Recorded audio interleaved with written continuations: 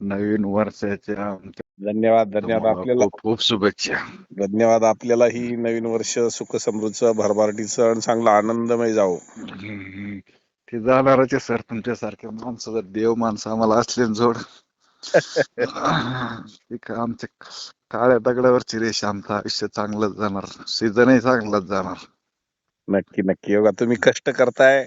आम्ही फक्त तुम्ही कष्टाने पिकवलेल्या मालाला योग्य न्याय देण्यासाठी बाजारामध्ये प्रामाणिकपणेचा प्रयत्न करून तुम्हाला तुमचा हक्काचे 2 पैसे घडून देण्याचा प्रयत्न करतोय. नाही, पण त्याला ती दिशा जी सगळं करतात, पण लोक पण ती जी योग्य दिशा पाहिजे होती ती तुम्हीच दिली ना सर.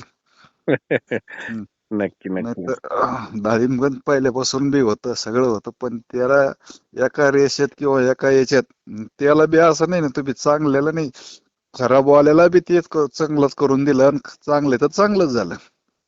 नक्कीच. हे पहिल्यांदा चांगलं तर कुणी विकेल, पण झिरोला हिरो बनवणं आणि जे रस्त्यावरती फेकून द्यावं लागत होतं, राजस्थानमध्ये मी पाहिलं असे फेकून द्यावं लागायचे डॅमेज, त्याला सुद्धा प्रोसेसिंग वाल्यांना तिथं नेऊन त्याला आज 30 आणि 40 रुपये किलो पर्यंत, 20 ते 40 रुपये किलो पर्यंत डॅमेजला रेट देणं, म्हणजे हे फेकून देणाऱ्याला देणारा माल आज चांगल्या पद्धतीने खर्च बागेचा काढायला लागला.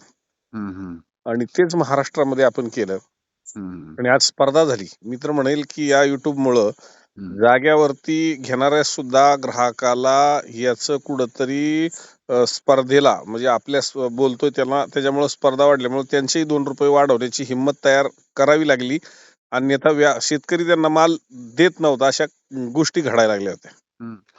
त्याच्यात बी एक झालं ना, म्हणजे जागेवरच्याला नाही दिला तरी आपल्याला पर्याय उपलब्ध झाल्यामुळे ती गोष्टी घडल्या. हो हो हो. म्हणजे आपण नुसतं काय एक व्यापारी नसतो, नुसता एक सल्लागार असतो आणि नुसताच सल्ला दिला असता तर तो सफल नसता झाला.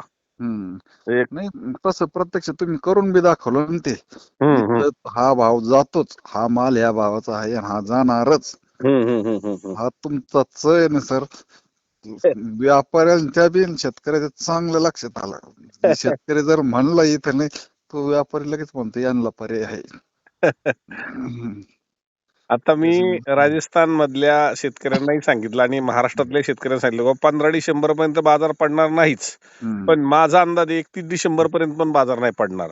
हे दिवाळीत आपण सांगितलं होतं आणि तेवढ्या धाडसानं शेतकऱ्यांनी अगदी त्यांचा शेती म्हणजे माल काढणीला आलेला माल न गडबडता किंवा जास्त बाबा पुढे जाऊन आपल्याला भीती नाहीये ही आधार दिल्यामुळं विरळत त्या मालाचे पैसे केले महाराष्ट्रात सुद्धा.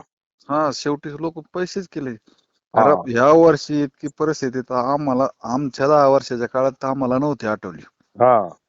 पण तिच्यात सुद्धा पैसे घडले. आणि मी कुठेही आग्रह केला की बाबा आमच्याकडेच आणा, तुम्ही कुठेही विका. कडत नाही. तुमच्या इथल्या महाराष्ट्रातल्याच व्हिडिओ सोडा, तुमच्या 2-4 राज्यातले व्हिडिओ सुद्धा कधी शब्द नाही. नाही केवढच नाही, आमच्याकडे जाणं हा शब्द नाही कधी केला. नाही कधी कोणाकडे फक्त असे रेट आहे आणि असेच राहतील. आणि तसं झालं बी. म्हणजे एकाच राज्यात नाही, म्हणजे आज तुम्ही राजस्थानला असले कुठं असले तरी लोक तुमचे तेवढ्या आवडीनच व्हिडिओ पाहतात. रोजचे जेवढे आहे ते कशी काय परिस्थिती, कशी तिथले माल कसे, उलटे लोकांना कळायला लागले त्यांचे माल कसे आले, कसे माल कसे म्हणजे एक हक्काची म्हणजे मानस्वरूपी देव माणूस फक्त लोकांना भेटला सर तुमच्या.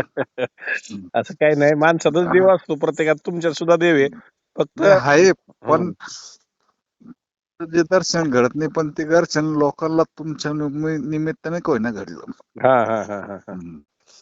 नाही कसं आहे, आपण चांगलं काम करत राहावं एवढीच भावना आहे आपली, की बाबा आपल्या शेतकऱ्यांना न्याय द्यावा. ठीक आहे, काही अडीअडचण. आणि जो म्हणजे व्यापाऱ्यावरचा जो विश्वास उडाला होता ना, व्यापारी सगळे असेच राहते. ते ना तुम्ही हे करून दाखवलं, त्याच्यात चांगले सुद्धा आहे. आहेत व्यापारी आहेत ना चांगले. बघा जाग्यावर घेणारा सुद्धा चांगला आहे, मार्केटला सुद्धा आडत्या चांगला आहे. फक्त त्याच्या शोधात तुम्ही तुमच्या जवळपास पहा, तुम्हाला केडी चौधरी सारखे अनेक ठिकाणी माणसं भेटतील. मी म्हणत नाही केडी चौधरी चांगला, पण कदाचित आता तुम्ही मला जास्त जवळ घेतले, पण काही लोक अजूनही बाजारात माल विकतात, तिथं त्यांना त्या लेवलवर न्याय भेटतो म्हणून जात असतील ना. नाही जातात ते, पण कसं झालं सर, तुमच्या ह्याच्यामुळे आयडिया आली ना. हा. समोरच्याने जर कमी काढला तर लोक म्हणतात, समोर दाखवतात आज हा माल असा असा ह्या भावात गेलेला आहे, तुमच्याकडे कमी गेला. हम्म, हम्म, हम्म, हम्म, हम्म. तसं पूर्वी नव्हतं ना, तर गेला आणि विकला म्हणजे विकला. हम्म, हम्म, हम्म, हम्म. समजा नेला, मग ती आयडिया नव्हती ना, हा माल आज काय परिस्थिती, काय भाव जातो. हम्म, म्हणजे ही जी स्पर्धा तयार केली ना तुम्ही, इकडे हा भाव निघाला. हम्म. आज समजा उद्या माल तोडायच्या आधी तुमचा आज लोक हे पाहतात बाजार भाव कोणत्या मार्केटला कसे निघाले. हम्म, हम्म, हम्म. तुमचं आपल्याकडे चालू असताना तुमचं पुण्याचे पाहतात, नाशिक पाहतात, इंदापूर पाहतात लोक.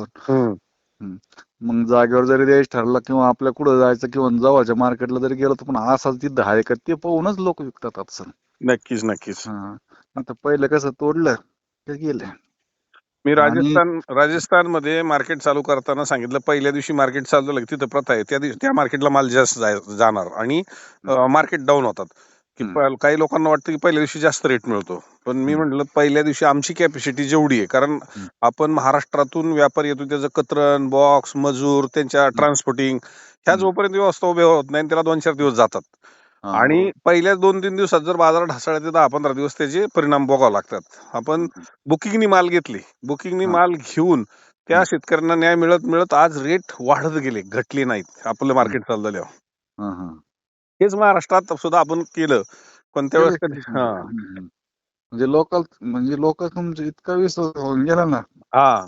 घरच्यांचे विश्वास नाही, पण साहेबांनी सांगितलं की इथे ह्या असं होणार, लोक थांबून घेतले, विरळून आणले, थोडे थोडे आणले, पण आणले, पैसे झाले ना. आणि कसं झालं सर, महाराष्ट्रात बी भरपूर मार्केट आहे, पण एकमेव तुमचं मार्केट असं आहे का जोपर्यंत समोरचा बोली लावतो तोपर्यंत चालेल त्या. नक्कीच नक्कीच. नाही तर बाकी आता तुम्ही आमच्यापेक्षा फिरतात, पण हे लगेच चालले, यांना वाटलं का लिहिलं का चालले, यांना वाटलं लिहिलं का चालले. तुमच्याकडे तसं नाही, जोपर्यंत समोरचा बोट किंवा काय बोली लावतो तोपर्यंत त्याची तिथपर्यंत चालतच. पहिली गोष्ट, कळीपासून फळापर्यंत येतोपर्यंत तुम्ही एवढं बारकाईने त्याचा सांभाळ केलाय ना. आम्ही घाई गडबड करून त्याचे 2 रुपये का कमी करावेत. पण ते अजून बाकीच्या मार्केटमध्ये परिस्थिती आहे, त्याच्यामुळं काय झालं, ते फक्त तुमचा असं हे करतात, प्रसार वेगळा करतात. खरंच आता काय तो पण पार्ट आहे. लोकांना असं ते कळून चुकलं ना, नंतर लोकांच्या लक्षात यायला लागलं ना. ते ज्यावेळेस प्रत्यक्षात जे मार्केटला गेले ना त्यांना प्रत्यक्षात परिस्थिती कळली. असे झालं, कसं आहे तिथे परिस्थिती कशी काय, डिजिटल काय राहतं म्हणजे नुसतं डिजिटल म्हणायचं आणि काहीच नाही, ते प्रत्यक्षात तुम्ही आणून दाखवलं. आज सगळ्या म्हणजे धावपळीच्या जीवनामध्ये कुणाला एवढा वेळ नाहीये. तुम्हाला क्षणात कळलं पाहिजे. डिजिटल तुम्ही तिकडे नेला होतो, इकडे तुम्हाला पट्टी हातात पडते. लगेच पट्टी बी मेसेज बी. जे जुने झाले ना सर, जुने का नुसती गाडी पाठवून देते आता. येतच नाहीत. म्हणजे इतकं आता हे होऊन गेलं. त्याला राजस्थानमध्ये पाहिलं 80% लोक येत नाहीत, माल पाठवून देतात. 20%च लोक उपलब्ध असतात सकाळी, ते पण सकाळी माल घेऊन आलेले. म्हणजे इतका फरक झाला. त्याच्यामुळं आमच्या सर्वच महाराष्ट्राच्या नाही, आता तुमच्या 3-4 राज्याच्या वतीने तुम्हाला शेतकऱ्याच्या वतीने उद्योग समूहाला नवीन वर्षाचा आणि शेतकरी कल्याणाच्या भरभराटीच्या शुभेच्छा. धन्यवाद धन्यवाद. असंच प्रेम राहू द्या. आणि आजपर्यंत तुम्ही प्रेम केलेलंच आहे. या 2025 सालापर्यंत आमच्यावरती भरभरून प्रेम केलंय. येणारं वर्ष सुद्धा तुम्ही आमच्यावर नक्कीच पुढचे प्रयत्नच करणार, म्हणजे प्रेमच करणार आहे. पण आम्हाला सुद्धा परमेश्वराने जेवढं बळ जास्तीत जास्त द्यावं की मी शेतकऱ्याच्या साठी माझा एक एक क्षणाचा, म्हणजे माझ्या जीवनातला, म्हणजे कुठंतरी त्या शेतकऱ्यासाठी जडणघडणीमध्ये त्याचं कारणी लागू दे. एवढ्याच भावना माझ्या 2026 आज पहिलाच दिवस आपण बोलत असताना नवीन वर्षाच्या निमित्तानं आपण सकाळी नाही केलं म्हणलं, यांचं मार्केटची गडबड राहते सकाळी, निवांत मध्ये सकाळी मार्केटचे असतं. हो चालेल भेटूया लवकरात लवकर. Okay sir. ओके, धन्यवाद.